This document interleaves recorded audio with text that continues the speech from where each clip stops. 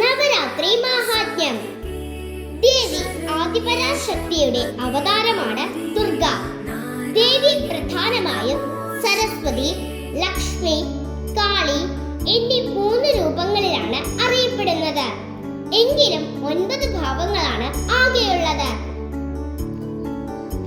മാതൃരൂപിയായ ജഗതേശ്വരിയെ നവരാത്രി ദിനങ്ങളിൽ 9 ഭാവങ്ങളിൽ ആരാധിക്കുന്നുണ്ട്. ഈ ദേവീ രൂപങ്ങളെ നവദുർഗമാർ എന്നാണ് അറിയപ്പെടുന്നത്.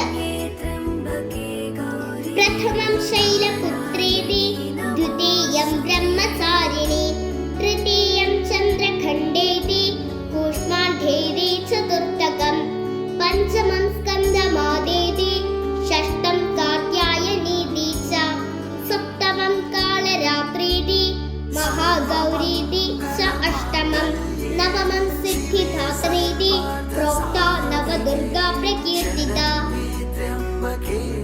എന്നിങ്ങനെയാണ് ദേവീ കവചത്തിൽ നവദുർഗമാരെ വിശേഷിപ്പിച്ചിരിക്കുന്നത്. നവരാത്രി കാലം ആദിപരാശക്തിയുടെ 9 ഭാവങ്ങളെ 9 ദിവസങ്ങളായി ആരാധിക്കുവാനുള്ള വേളയാണ്. ദേവീ ഉപാസനയ്ക്കും ദേവീ പ്രീതിക്കുമുള്ള ഉത്തമ മാർഗമാണ് നവരാത്രി വ്രതം. കന്നിമാസത്തിലെ അമാവാസി കഴിഞ്ഞു വരുന്ന വെളുത്തപക്ഷ പ്രഥമ മുതൽ നവമി വരെയുള്ള ദിവസങ്ങളാണ് നവരാത്രി വ്രതം അനുഷ്ഠിക്കേണ്ടത്.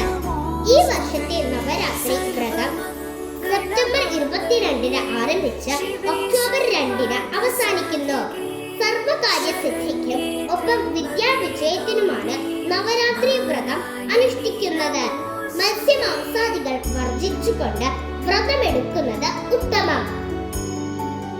ദേവീ പ്രീതിയിലൂടെ സർവ ഐശ്വര്യത്തിനും നവരാത്രി വ്രതം കാരണമാകുന്നു. ഹൈന്ദവരുടെ ആരാധനയുടെയും സംഗീതത്തിന്റെയും നൃത്തത്തിന്റെയും ഉത്സവമാണ് നവരാത്രി. 9 രാത്രികൾ എന്നാണ് നവരാത്രി എന്നതിന്റെ അർത്ഥം. 9 രാത്രിയും 10 പകലും നീണ്ടു നിൽക്കുന്ന ഈ ഉത്സവത്തിൽ ആദിപരാശക്തിയുടെ 9 രൂപങ്ങളെ ആരാധിക്കുന്നു.